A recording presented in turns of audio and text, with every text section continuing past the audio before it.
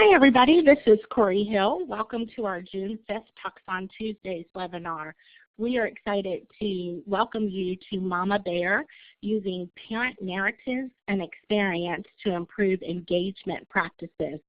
Our presenter today is Elle Brown, and I'm going to turn it over to her because she does a fabulous job introducing herself, and I know you guys are going to enjoy this. So Elle, take it away. Thank you, Corey. Hello, everyone, and welcome to Mama Bear, using parent narratives and experience to improve engagement practices. My name is Elle Brown, and I am so excited to be here with each of you today. Engaging families of young children with disability is my absolute pleasure, partly because I have the lived experience of a mother of a young child with disabilities. Therefore, I have an intimate understanding of the journey of parenting a young child with disabilities. Now, before we begin, I want you to know who will be giving you information today. I want you to know who I am. I see the world through three lenses: that of an educator, a mother, and a researcher. These are my three primary identities that position how I receive and disseminate information. Number one, I'm an educator. More specifically, an early childhood educator. Number two, I'm a mother. More specifically, the mother of a child with disabilities. My own son is on the autism spectrum. And number three, I am a researcher. I have a curious mind, and I'm on a constant mission to explore and produce information that answers questions. All of the information that you receive from me today will come from one or a combination of those three identities.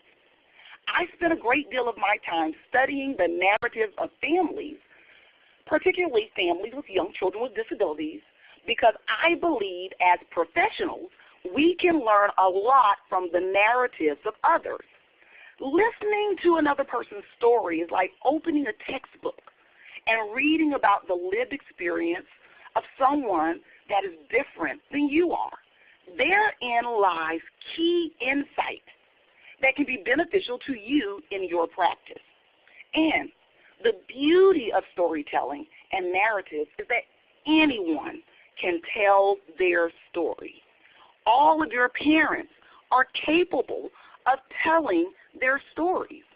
Telling one story does not require any particular training. However, listening does. Today, we are going to focus on listening. We're going to listen to the stories of the families we serve and learn from their experience in an effort to improve our engagement practices. First, we're going to start with my narrative. I was a first-generation college student who headed to university in search of a better life. I'm the product of an extremely humble beginning and what I consider a less than desirable childhood. I grew up without positive parental role models, but I trusted that the world had something more to offer me. So in 1994, in a 1978 Ford Fairmont, I packed my clothes in banana boxes and I headed to university, fully expecting that every other freshman would be doing exactly the same thing. Imagine my surprise when I arrived on campus and I saw leagues of parents in minivans with moms armed with contact paper and balances and comforters swarming the dorm rooms decorating their daughters' rooms. I had never seen such a thing. I was completely fascinated. Never had I seen such a deliberate act of parenting. Some of those very deliberate mothers noticed me, and they saw that I was there by myself, and they invited me to join them for meals during freshman orientation week. I fell in love with these mothers. Not only did I fall in love with these mothers, I wanted to be these mothers, and they all had something in common. They were all teachers. So in my 18-year-old brain, from that experience, I determined that teachers were good mothers. And if I wanted to be a good mother, although I hadn't had a model, I could become a teacher and learn. So I declared a major of elementary education. Although I would not meet my son for another 12 years, that decision was my first act of deliberate parenting. 4 years later, I graduate from university and I head to Atlanta, Georgia to become a teacher. Well, I get to Atlanta, Georgia, and I enjoy teaching, and I enjoyed my students. But I quickly realized that on a teacher's salary, I could not pay my rent and my car payment in the same check. So my rent was always paid on the day it was due, and my car payment was always 2 weeks early. I also realized rather quickly that I did not like eating ramen noodles after working a 40-plus hour week. So I made a change, a drastic one. I hopped on my first plane ride ever from Atlanta to Japan to take a teaching job with the Department of Defense Dependent Schools. I taught second grade on a naval base in Yokosuka, Japan, and I absolutely loved the teaching experience. Everything about it was ideal. But the most fascinating part to me, the thing that fascinated me the most, was the community on the military installation. Everywhere I looked, there were families. And I decided then and there that I wanted one. So I made a plan. At the age of 24, I decided that all I wanted in this world was 4 kids, 2 dogs, and a white picket fence. And if I was given those things, I would be the happiest woman God ever created. So in my mind, all I needed was just one more thing to move forward in the pursuit of that dream. I needed a man. Well, I transferred to Korea. I continued teaching second grade, and I met a man. But not just any man now. I met a tall, dark, handsome West Point grad. And after a whirlwind courtship, we fell in love, and he proposed. I was over the moon excited. But I quickly realized something, that when you fall in love with a soldier, there are not just 2 people in that relationship. There are 3. And that third person is Uncle Sam. So ring, ring, ring goes the phone, and Uncle Sam says, hey, I know you 2 are in love, and I know you are planning a wedding, but I need him in Iraq. Wait a minute. No, I have a wedding. I'm going to marry him. I found the love of my life. I have a plan. Well, I quickly realized that Uncle Sam always had the final say. So I was married just 12 days after my proposal, and 8 weeks after our marriage, he was sent to Iraq from Korea, and I was devastated. But I was okay. I trusted that he would be safe. I had a job that I loved in Korea that would keep me busy. I had the comfort of my dream, 4 kids, 2 dogs, and a white picket fence. I am such an overachiever that I got a dog while he was gone. And then I waited. And I waited for my soldier to return so I could start again building this dream. Well, ring, ring, ring goes the phone. It's Uncle Sam. And he informs us that my soldier will not be coming back to Korea. In fact, everyone in this unit will completely bypass Korea and redeploy to Colorado Springs, Colorado. What? There are no international teaching jobs in Colorado. My job is here in Korea. What am I supposed to do? Well, none of that matters. Uncle Sam has spoken. Well, gosh then. I reluctantly resigned from my dream job. I moved to Colorado Springs, Colorado to prepare home for my returning soldier. But you know what? Colorado was beautiful. I got a teaching job in Colorado. I got a teaching certificate and a job offer. We broke ground on a new home. And within the first 2 months there, he received a promotion, and we found out that we needed to go to Oklahoma for 6 to 8 months. But you know what? That was okay, because by the time we got back from Oklahoma, my dream home would be ready. Well, we get in the car, and I had said, okay, once we get back, we'll get started on those 4 kids, 2 dogs, and a white picket fence. So we packed up the car, Beverly Hillbilly style, and we head to Lawton, Oklahoma. Well, ring, ring, ring goes the phone. It's Uncle Sam. And he tells us, you're not going back to Colorado. We decided that your unit will be heading back to Iraq in about 6 months, so no one will be there. So you just go head on to Oklahoma, and we'll figure out the rest later. So we arrived in Oklahoma in the dead of winter. Now, if any of you have ever been to Lawton, Oklahoma, you know that there's absolutely, positively nothing to do in Lawton, Oklahoma in the dead of winter. So what do 2 extremely attractive individuals who are extremely attracted to each other do? We get pregnant. And I am over the moon excited, because all I want in this world is 4 kids, 2 dogs, and a white picket fence.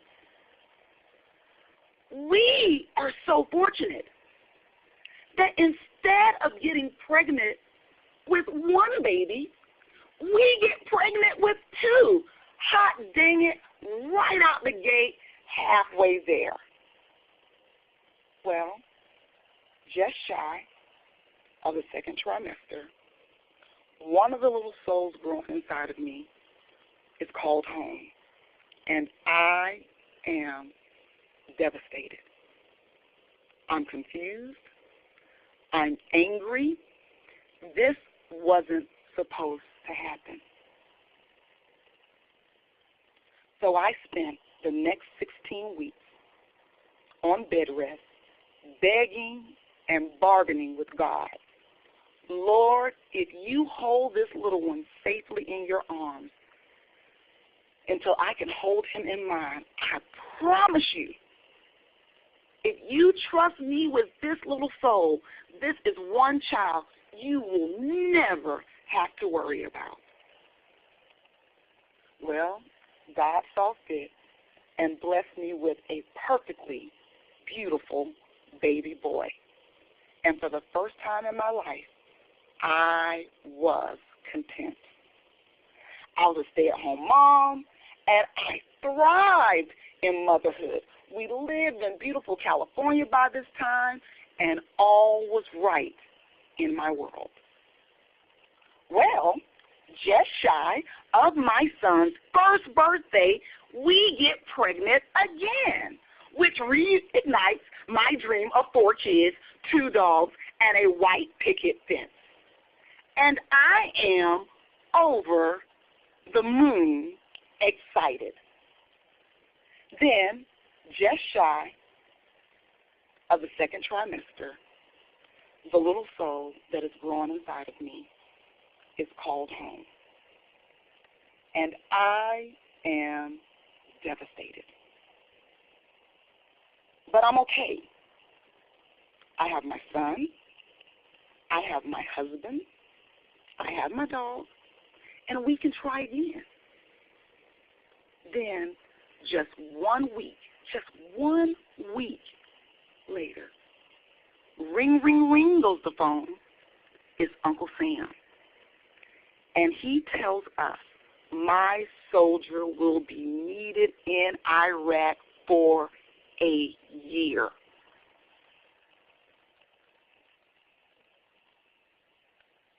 I broke.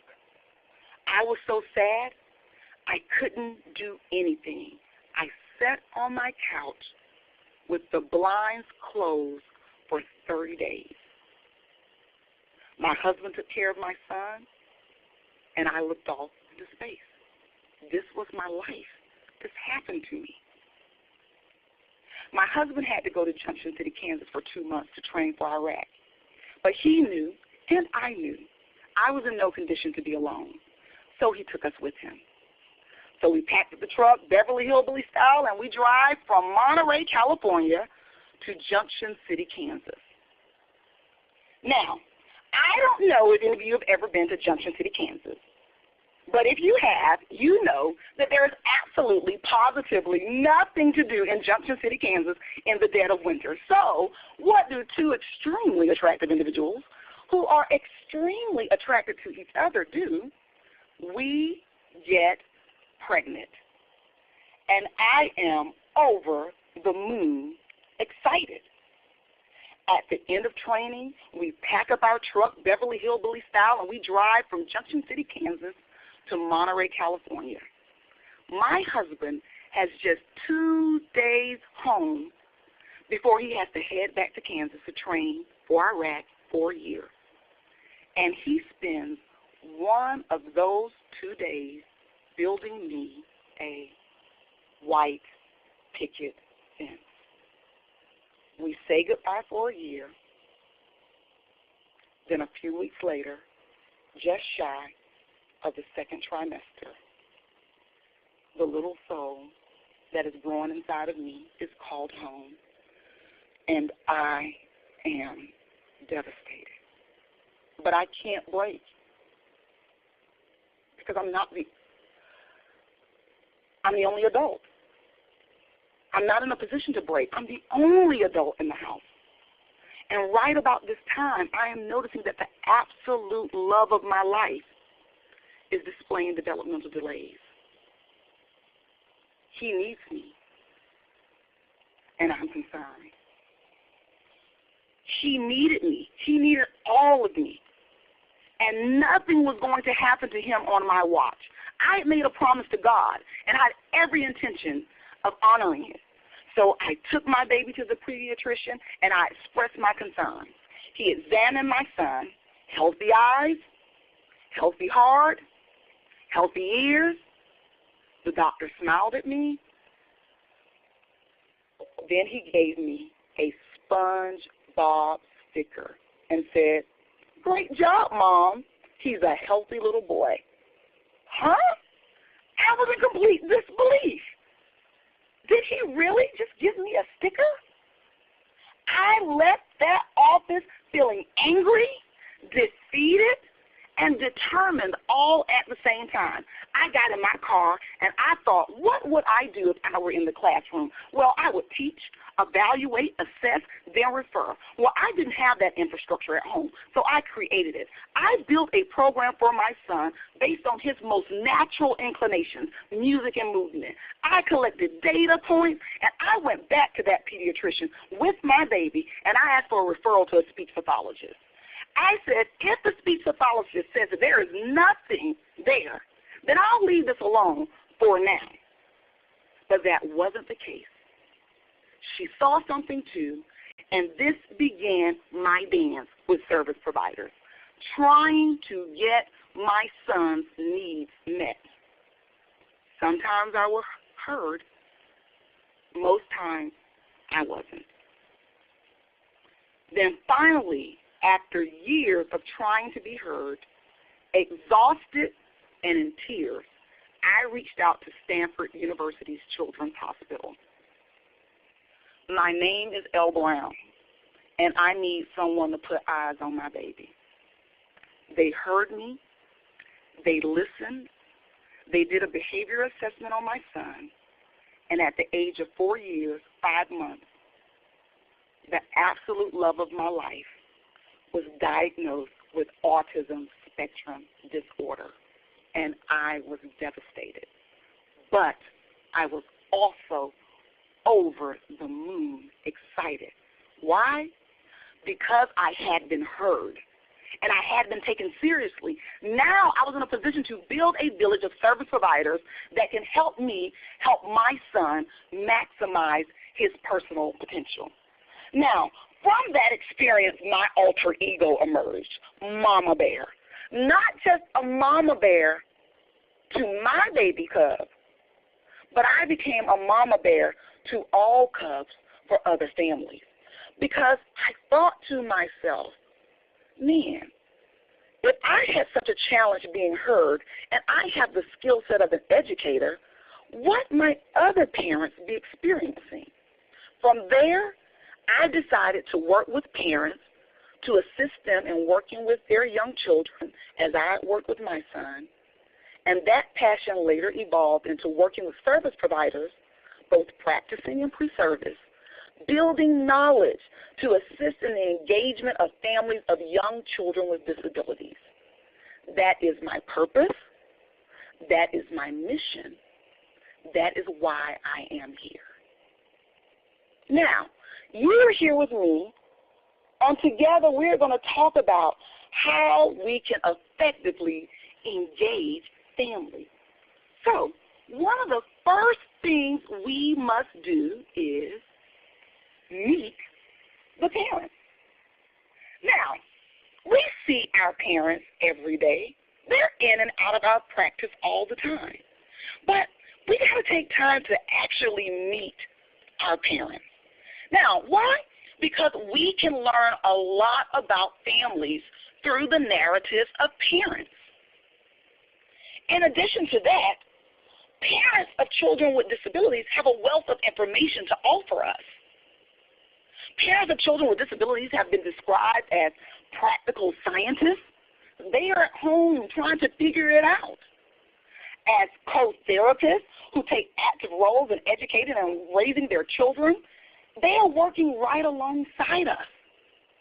They are becoming skilled at selecting appropriate interventions. They're like, well, that didn't work. Let's try this. They are doing some of the same things that we are doing. Parents may not have the fancy words that we have based on our knowledge of the content, but they are doing some of the same things that we are doing in our practice at home. They just look a little differently. But above all, parents and service providers have much in common. Now, what I would like you to do with me, in the chat section, I would like you just to popcorn out your answers. What do you think parents and service providers have in common?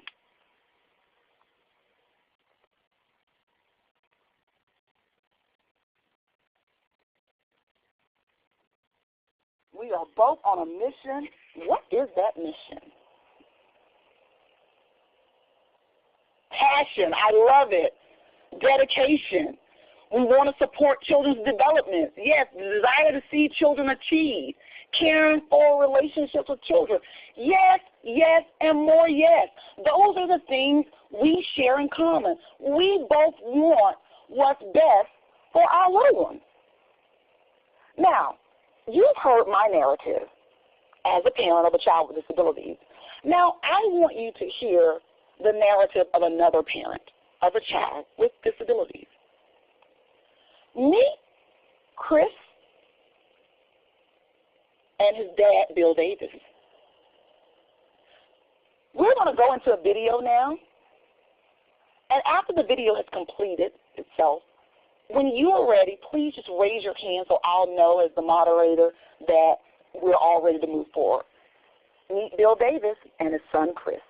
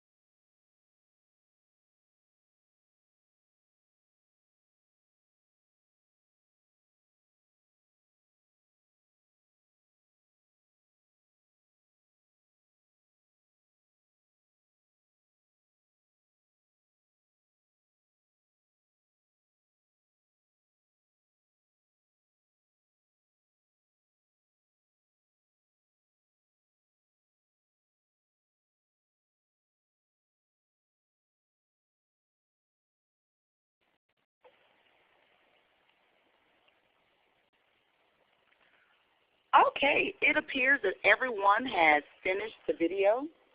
Now, we just listened to the narrative of a parent whose son is near transitioning. He's emerging into adulthood. However, this is a professional development for early childhood professionals. In the chat area, tell me why you think of all the videos, I selected a video of a parent and a child near transitioning for an audience of early childhood professionals. Why do you think I chose this particular video?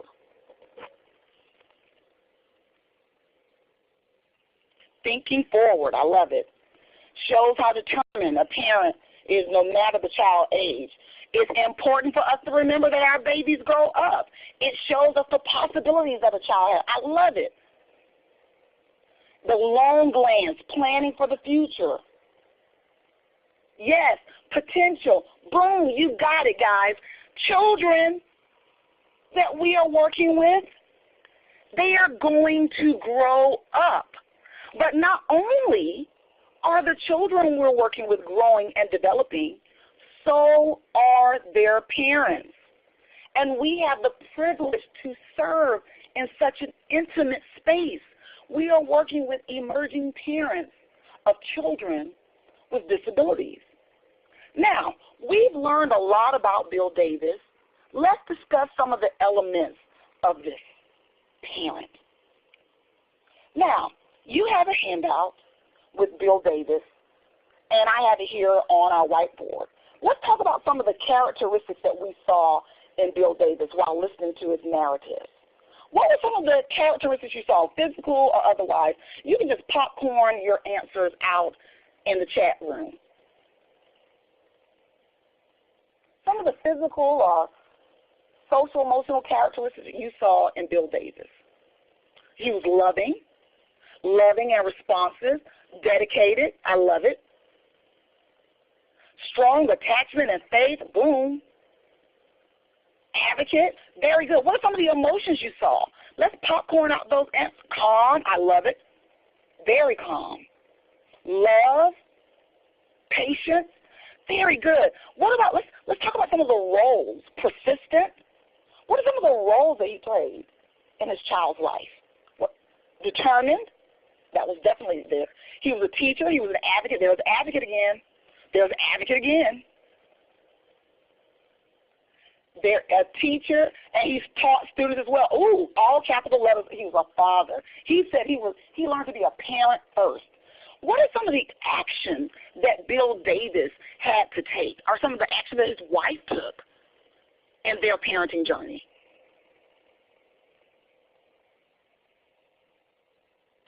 Learners. Oh, I like someone said he was confident. I love to see parental self-efficacy emerging. Very good. Learning. He changed his perspective on life. He sought out answers. He had to navigate. Now, we're going to talk about some of his most basic wants. Can you popcorn out in the chat section? Just some of Bill Davis' most basic wants. Boom. To get a hug. Jean said to get a hug. We're going to sit in that for a moment. Just think about that. Think about the little things that we take for granted every day. How many times have we been busy when a child has attempted to give us a hug and we was like, not right now. His most basic want was to get a hug from his child. That is his lived experience. He wanted his son just to stop hurting himself. That is his lived experience. You can learn a lot about Bill Davis's family by listening to his lived experience. And you can learn a lot about the families you serve by just taking the time to listen to your family's lived experience. Because the thing is, we want to help the families we serve. Why? Because we are in help-giving profession. So in order to serve in a help-giving profession, we must first meet families where they are. We want to ensure that we are offering families the help that is relevant to that family's needs and desires, that family's basic wants. We can achieve this goal by meeting parents where they are and building from there. This is a partnership that requires respectful, reciprocal relationships between parents and service providers. Now, a partnership is comprised of equal parts. We can't be in a partnership if we as service providers walk into the relationship and take the lead. That's not a partnership, because the parents are asked to follow our lead as service providers in that particular situation. However, if we approach the relationship understanding that we are experts indeed on the content, and the parents are experts on the child and how that disability manifests itself in that child, we can begin to respect and acknowledge parents as true partners, as subject matter experts.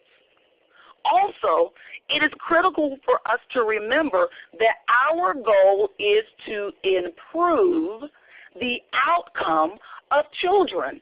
Therefore, we want to empower and enable parents. Why? Because no matter how great of a service provider you are, no matter how much you love that child, your time with that child will expire. Parents and caregivers are forever. Therefore, instead of striving to be the greatest service provider that that child has ever had, we as service providers want to strive to be the service provider that gave that family, those parents, strategies and skills that they use with their child long after our time serving that family has expired. You want parents to say, I learned things from Miss Angela that I still use to this day with my baby. See, when you meet parents where they are and you build from there, your legacy in that family lives on forever. You become the gift that keeps on giving. Now, how do we meet parents where they are? Well, a large component of that is being able to identify and understand what you are seeing and hearing. Being able to listen in regards to your parents. When you work with parents of young children with disabilities, you are operating again in a very intimate space in that family's life.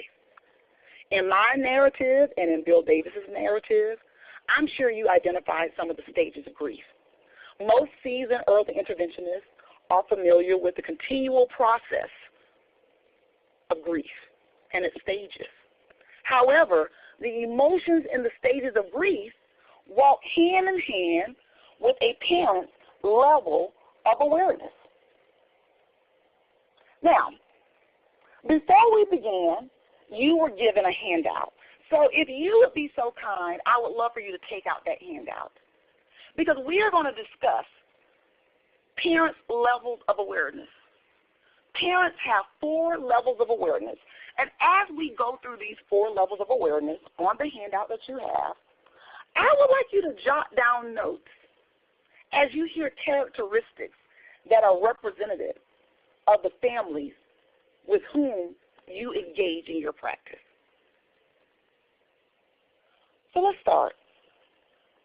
Let's talk about that first level of awareness. The first level of awareness is the ostrich phase. Now, just as the picture illustrates, what do ostriches do? They're known for sticking their head in the sand, completely unaware of their surroundings. That's kind of like the first level of awareness. The first level of awareness is actually a lack of awareness. Parents at this level typically have very little experience with disabilities. They weren't around young children who had disabilities when they were young. They've not encountered many children with disabilities in their adult lives. They really have no real information or little information about disabilities, but they've been gifted with this child. And they really don't fully understand what they're looking at. See, you have the content. Some parents are completely unaware of characteristics of disabilities. So sometimes it's not denial that we're seeing, but we are simply seeing the evidence of things unknown, a lack of awareness, the ostrich phase. So now, remember that I'll keep in mind that during this time, you might get a little pushback during this phase. If you're trying to bring a parent information that they have not yet considered, be prepared for that. It's not you. It's not the parent. It's the process. Now, the next phase in the levels of awareness is special designation. I like to call this the aha moment. In this second stage of awareness, parents have gone through some transformational experience where they have recognized that there is indeed a disability. Now, this transformational experience may come as a quiet realization. It may be a gnawing sense that they've had for some time. It may be a question that they ask you. They're seeking out guidance from service providers. Why? Because they're thinking like, okay, there's a problem here. So if there's a problem, there must be a professional who can help me fix it. They're looking for support from a more knowledgeable other in the area of disabilities. That more knowledgeable other is you. Now, the third stage in the levels of awareness is normalization. Now, at first glance, normalization may look like a step backwards, but it is simply a part of the process. As a parent of a child with disabilities, I like to think of normalization as the hope phase. In the normalization phase, parents seek to minimize the differences between their child and typically developing children who happen to be classmates, peers, or siblings of their child with disabilities. During this time, they emphasize the need to normalize their child's life. They want their child's life to begin to look like other children. Some people see this as a step back, but it's not. Hope is forming here. The clearest example of this stage was detailed to me during a workshop that I gave in Atlanta, Georgia. The preschool team and the parents had worked together with a 4-year-old who required some assistance to walk.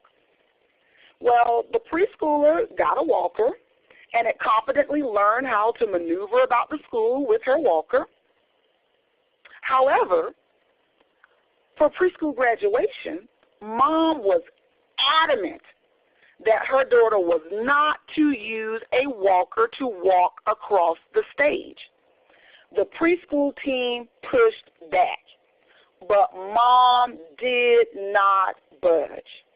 The team saw this as denial, but this was actually normalization.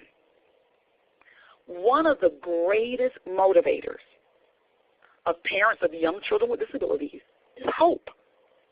In that moment, that mother may have needed to see her child walk across the preschool stage with assistance, but without the walker, to envision her child walking across the stage for graduation from high school or college.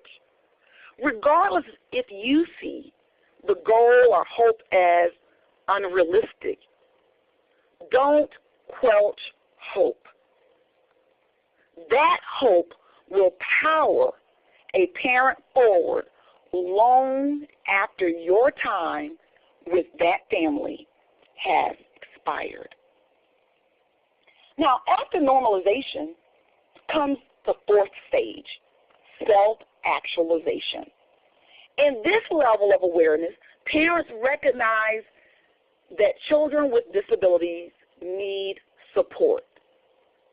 And not only do they need support, but now parents are beginning to build that confidence where they have their own perspective on how those needs should be met. That's a key point. We want to encourage that. We want to encourage that efficacy because we want to build parents to be advocates for their little ones. Also, during this stage, parents perceive their children as different.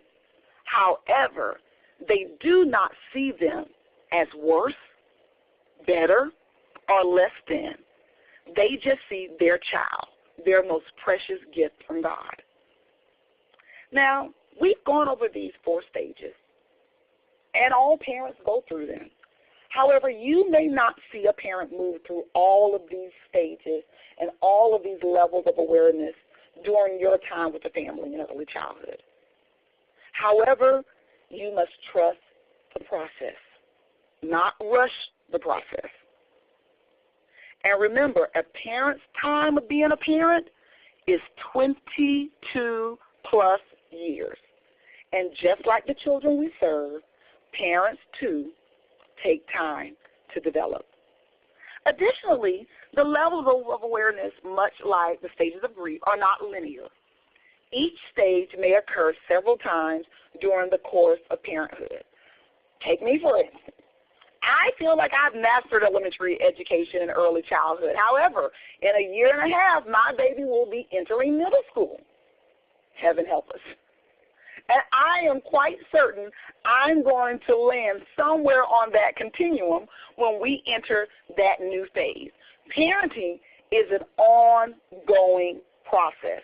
But how do we help? How do we help parents in this journey? With consideration of all that we've discussed today, being culturally humble will assist you most as a service provider when attempting to engage with families of young children with disabilities. Why? Because I view, and I feel that others should view, families of children with disabilities as a culture.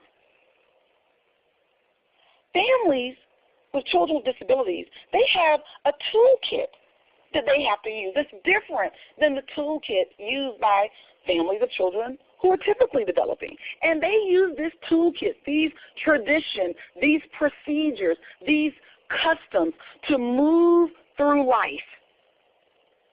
Their lived experience differs from parents of children with typically developing children. Being culturally humble requires that we as service providers do not assume that we can ever know enough about someone else's lived experience or be completely competent in a lived experience that's not our own. I could be teaching for 20 years. I could be in the profession for 20 years, but if I have not walked that parent's journey in an intimate space, they have information that they can give me.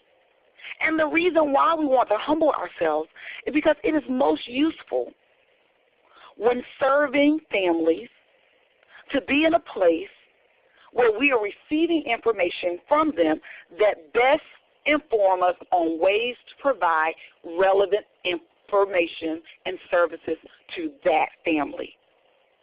So conditioning ourselves to participate in this ongoing process of listening, reflecting, and then working to improve our engagement practices will ensure that we are providing relevant services to the families that we assist. And listening takes practice. So we're going to practice now. We are going to play one of my favorite games, Family Feud, but we're going to play Family Engagement Family Feud. Now, this is going to be taken from one of my most favorite articles. In this particular article, 121 families were interviewed, and these families were parents who represented children from a spectrum of ages and who had a spectrum of disabilities, and they were asked about their experience with service providers.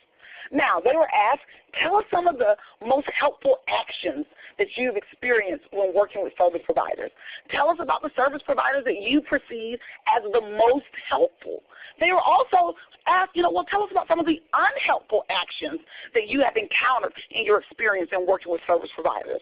And lastly, they were asked to tell what are your desired actions? What would you like to see service providers do when interacting and engaging with you and your family?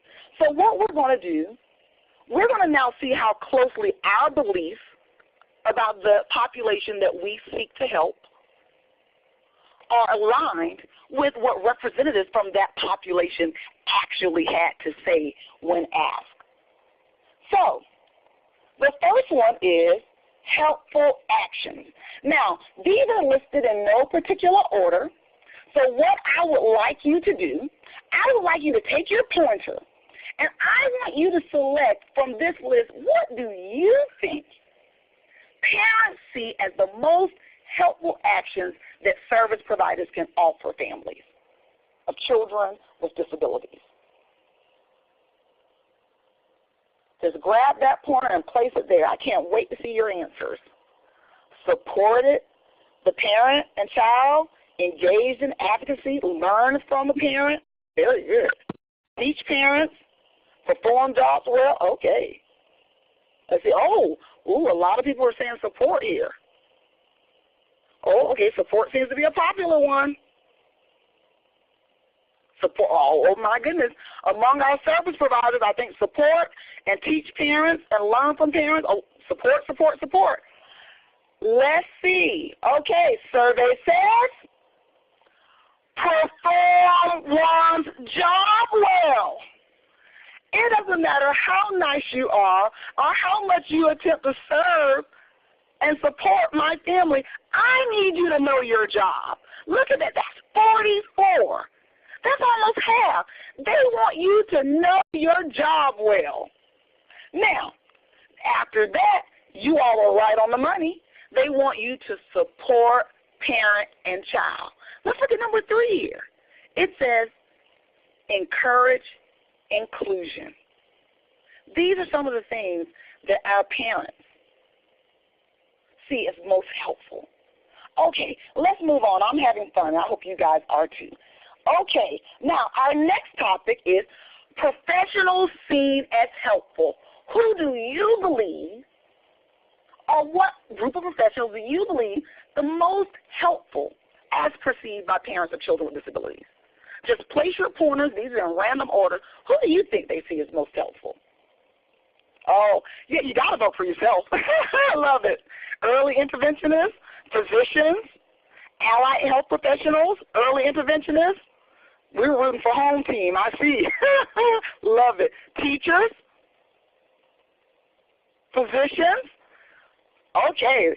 Okay, so it looks like as a group we're saying early interventionists and teachers. Okay. Ding, ding, ding. Survey says teachers. Now, let's think about this. Remember, teachers actually have the most face time. They have the most boots on the ground time. So that's a very likely answer, teachers. We have face time. Allied health professionals, that was one of the other ones that you all called out on. And like you said, early interventionists. So just look here. At the top 3, teachers, allied health professionals, early interventionists. Those are the people that some of these children were transitioning, and their parents still remember that early interventionist was extremely helpful. Now, this is just me talking, but let's look at the bottom here. Physicians. The reason why they're down here, because they're out here in these streets giving out SpongeBob stickers. Well, but in all honesty, in all seriousness, let's just think about the fact that when we're working with physicians, they may have 8 to 15 minutes with our child. So during that 8 to 15 minutes, it is a little, sometimes it's challenging to give the most relevant assistance to a family. That's why teachers, allied health professionals, and early interventionists are key. We have that boots on the ground experience with our families. We have that time to get to know the families that we serve. All right, guys, I'm having fun. Let's move on. Boom. What we have here next? Unhelpful actions. What do families of children with disabilities see as some of the most unhelpful actions that service providers can offer? This is in no particular order. Put your pointer on whatever you think was most unhelpful. Ignore parental input, recommended institutionalization. Oh, that's something that Bill Davis said. Uh-oh, I'm seeing a trend here. Poor performance of job, no response. Okay, here we go. Let's see. Ding, ding, ding. Survey says poor performance of job. Know your job. That's why we're in professional development such as we are today. We are here to know our job. Now, I want to take time to just kind of sit in, number 2, low expectations. Remember I told you that one of the greatest motivators in families of young children with disabilities or in parents of young children with disabilities is hope. It's hope. Low expectations quench hope. We want to be hope givers, not blessing blockers. So low expectations, non-compliance with rules or regulations and recommendations. Why? Parents of young children with disabilities live in a sea of paperwork. We live in a land of paperwork. I need you to dot your I's and cross your T's, because not only am I working with you, I'm working with a team of other individuals, and everything has to fall in place for me to get the things that I need as expeditiously as possible. Okay, we're rocking and rolling. Let's go on to the next one. Our next topic is desired actions. Okay, what do you think parents of young children with disabilities feel is the most desired action that a service provider could render? What do they want most? Listen and respect parents. You guys are getting quick on this. Okay. Follow through on job performance. Oh, we got the team of the job. I love it. What else? What do we have here? Follow through on job functions. Listen and respect. Be competent. That falls with the job. I love it. All right. Let's see what we got here. Okay. Ding, ding, ding. Survey says, listen and respect parent input. Hear our stories. Respect me as a subject matter expert on this child. Take my input into account. Make this a bilateral conversation. And then we got this job thing here. Be competent. Know your job. And not only do you know your job, provide information. Because remember, in that special designation phase, I'm seeking you out. I'm looking to you to be the more knowledgeable other. I'm going to tell you what my life's like. You're going to listen to me, and you're going to give me some information based on the input I've given you.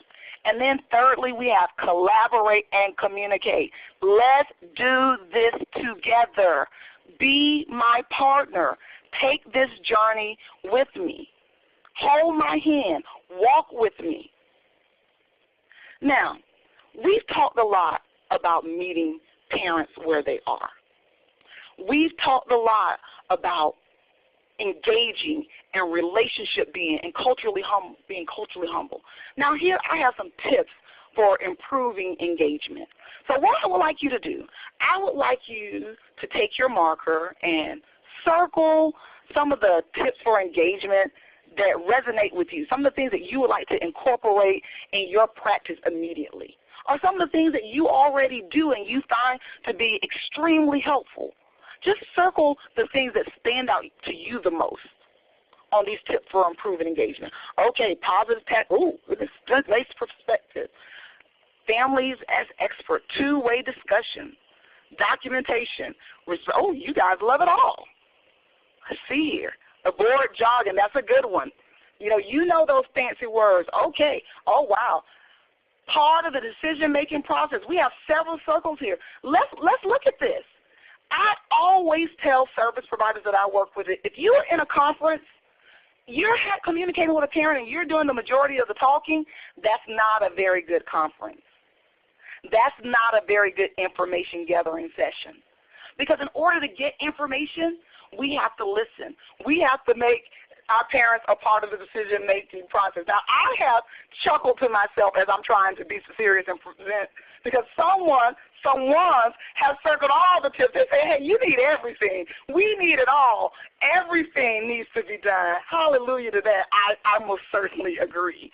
Now, one of the other things we have here is provide opportunities for families to learn from different services and service providers. Exactly. We must remember that we are not just working with children, we are working with parents. And our parents are growing, and our parents are developing, and our parents are learning from us.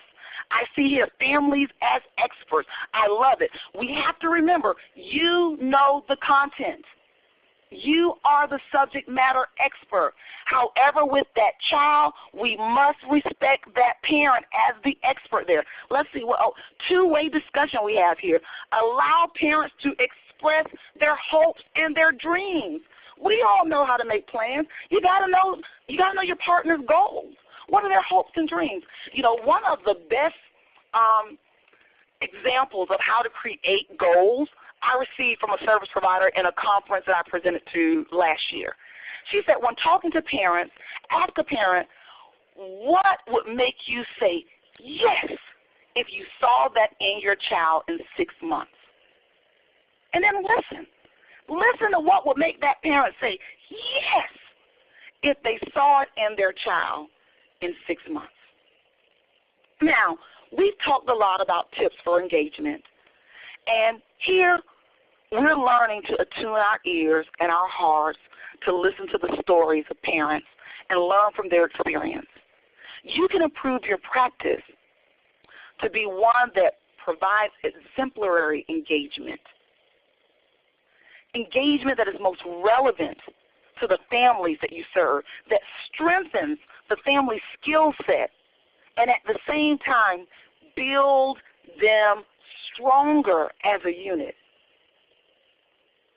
By doing this, by empowering and enabling parents, you become the gift that keeps on giving long after your time with that family has expired. Now, do you have any questions for me? I've absolutely, thoroughly enjoyed being in this space and time with you. I would love to have questions. I love it, Dina. You said the gift that keeps on giving. That's who we are. We are in this sacred space. These are emerging parents. They're sponges. They're soaking this up. They're going to be doing this for a very long time. You are in a place to input some things there that they will benefit from for a lifetime. Oh, you're welcome, Southside. I appreciate sharing my story because I realized that when I was a general education teacher prior to becoming the parent of a child with disabilities, I had a well-intended heart. There were just certain things I didn't know. Oftentimes I've experienced things with my child, and I've actually had to give myself a face palm because I was like, oh my goodness, at 24 I can't believe I said that. At 26 I can't believe I did that because I didn't know then. And the only way we're going to know is by listening. Thank you. Thank you so much, Kavonda. I greatly appreciate your feedback. Elle, I want to thank you. All I can say is boom. Boom! As you all are wrapping up, I know many of you might have early intervention visits to head out to. Please feel free to continue. We'll leave the chat open a little bit. If you have questions you'd like to ask Elle, we will grab those and get back to you. We will respond to you. So please take your time if you'd like to do that. Jeannie has put the link to the survey that you will receive right after this. And I want to say a huge thank you to Elle for your passion, your excitement. This was fabulous. As a reminder to all of you, Talks on Tuesdays goes on summer vacation for the months of July and August. So we will see you in September and have a great couple months. Elle, thank you again, and bye, everybody. Bye. And I just want to say I really appreciate the comment that says, if this was church, I would say amen, because I oftentimes say that being an early childhood professional is not my profession, it's my ministry. Thank you, guys. Have a wonderful day.